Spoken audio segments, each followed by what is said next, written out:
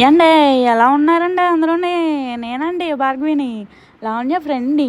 మొన్న మా లావణ్యకి ఆకలేస్తుందని bread, strawberries, బనానాస్తో ఒకటి చేసుకుందండి. ఎలా చేయాలో చెప్తాను, చూసేయండి. ముందుగా స్ట్రాబెర్రీస్ని సాల్ట్ వాటర్లో కడిగి పక్కన పెట్టుకోండి. బనానాస్ని మరియు స్ట్రాబెర్రీస్ని కట్ చేసుకొని బ్రెడ్ మీద పెట్టి హనీ కూడా వేసి తింటే అబ్బా సూపర్!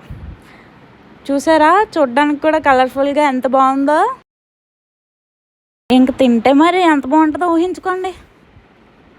చూడండి, ఇక్కడ మా మణిమాలన లావణ్య చీజ్ కొట్టుకుని మరీ తింటున్నారండి.